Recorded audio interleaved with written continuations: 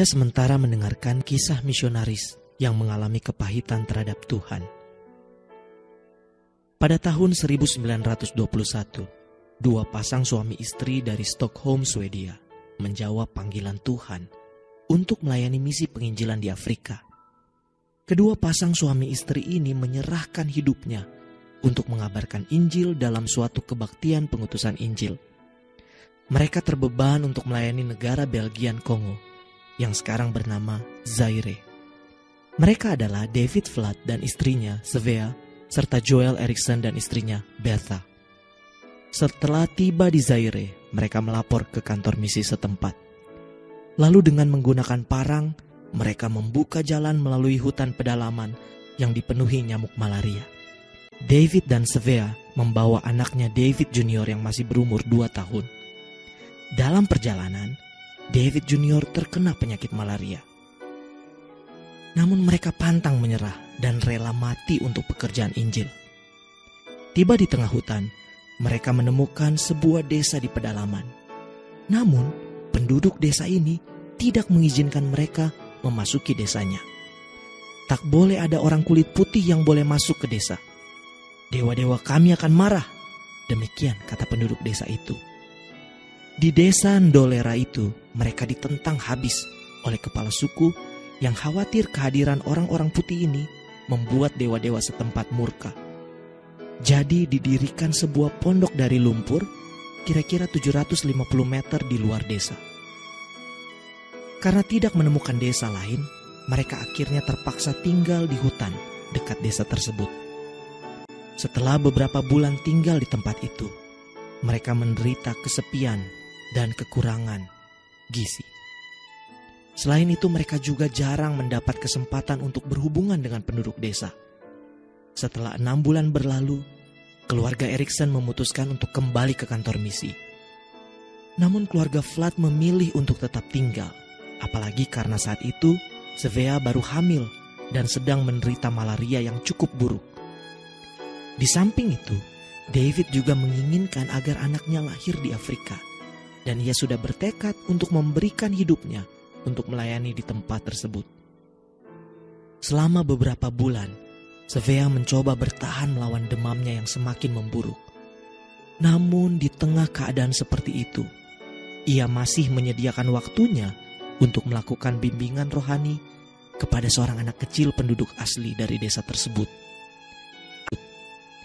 Anak kecil itulah satu-satunya kontak dengan penduduk lokal yang diizinkan menjual telur dan daging ayam seminggu 2 kali, dan kemudian disambut dengan senang hati, dibimbing kepada Kristus. Dapat dikatakan anak kecil itu adalah satu-satunya hasil pelayanan Injil melalui keluarga Vlad ini. Saat Svea melayani, anak kecil ini hanya tersenyum kepadanya. Penyakit malaria yang diderita Svea semakin memburuk, sampai ia hanya bisa berbaring saja. Tapi bersyukur, bayi perempuan berhasil lahir dengan selamat, tidak kurang suatu apa. Namun, Svea tidak mampu bertahan. Seminggu kemudian, keadaannya sangat buruk, dan menjelang kepergiannya, ia berbisik kepada David, "Berikan nama Aina pada anak kita." Lalu ia meninggal. David amat sangat terpukul dengan kematian istrinya. Ia membuat peti mati buat Svea lalu menguburkannya.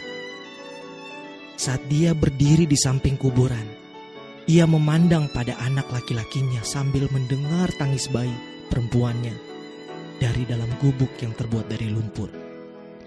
Timbul kekecewaan yang sangat dalam di hatinya. Dengan emosi yang tidak terkontrol, David berseru, "Tuhan, mengapa kau izinkan hal ini terjadi? Bukankah kami datang kemari untuk memberikan hidup kami dan melayani Engkau? Istriku yang cantik dan pandai sekarang telah tiada. Anak sulungku kini sudah berumur 3 tahun dan nyaris tidak terurus. Apalagi si kecil yang baru lahir. Setahun lebih kami ada di hutan ini dan kami hanya memenangkan seorang anak kecil yang bahkan mungkin belum cukup memahami berita Injil yang kami ceritakan. Kau telah mengecewakan aku, hanya hidupku." Kemudian David kembali ke kantor misi Afrika. Saat itu David bertemu lagi dengan keluarga Eriksson David berteriak dengan penuh kejengkelan. "Saya akan kembali ke Swedia. Saya tidak mampu lagi mengurus anak ini. Saya ingin titipkan bayi perempuanku kepadamu." Kemudian David memberikan Eina kepada keluarga Eriksson untuk dibesarkan. Sepanjang perjalanan ke Stockholm, David Flood berdiri di atas dek kapal. Ia merasa sangat kesal kepada Tuhan. Ia menceritakan kepada semua orang tentang pengalaman pahitnya, bahwa ia telah mengorbankan segalanya, tetapi berakhir dengan kekecewaan. Ia yakin bahwa ia sudah berlaku setia, tetapi Tuhan membalas hal itu dengan cara tidak mempedulikannya. Setelah tiba di Stockholm, David Flood memutuskan untuk memulai usaha di bidang import. Ia mengingatkan semua orang untuk tidak menyebut nama Tuhan di depannya.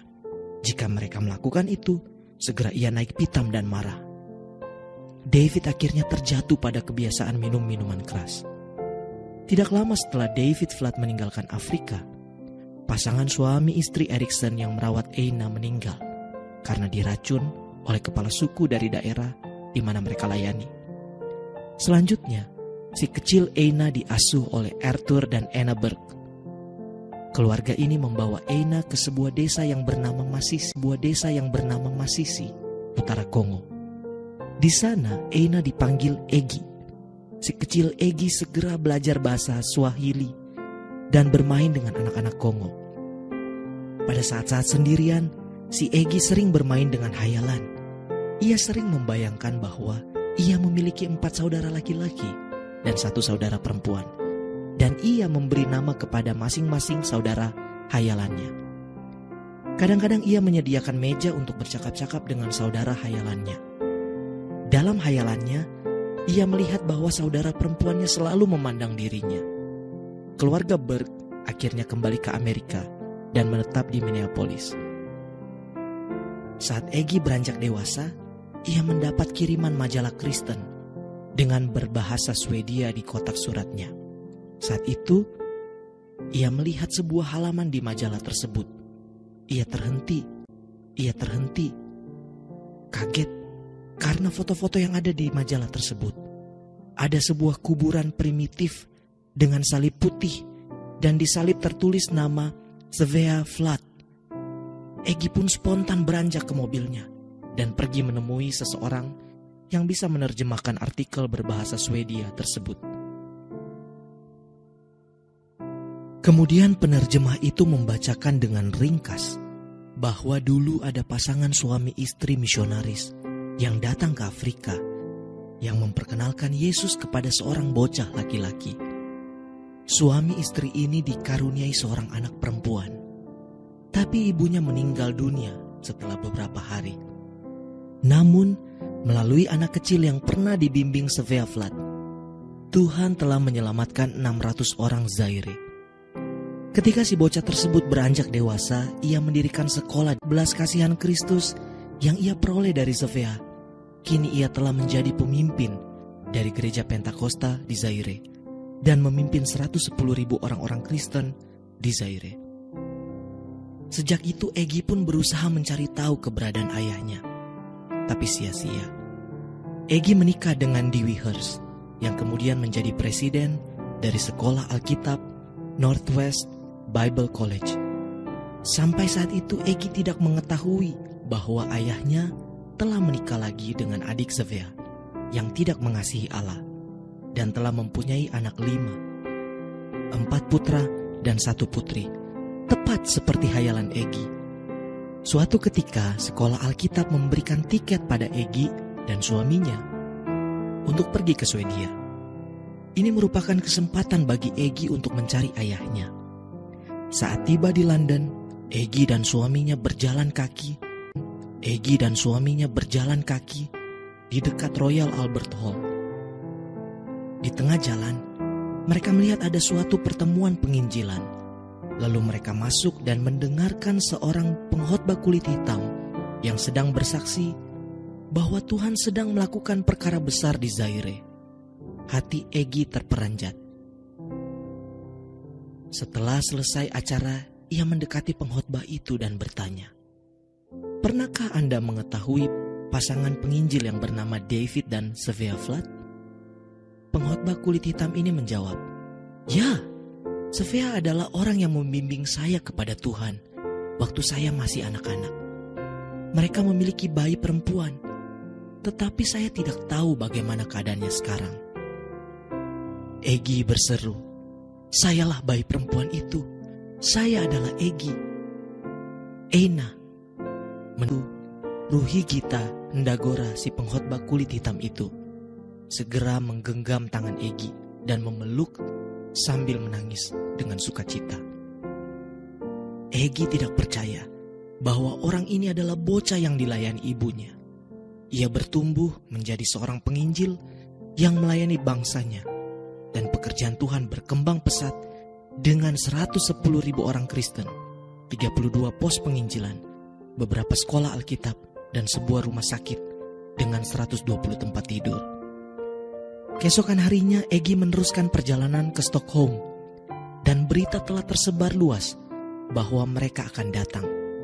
Setibanya di hotel, ketiga saudaranya telah menunggu mereka di sana, dan akhirnya Egi mengetahui bahwa ia benar-benar memiliki saudara 5 orang.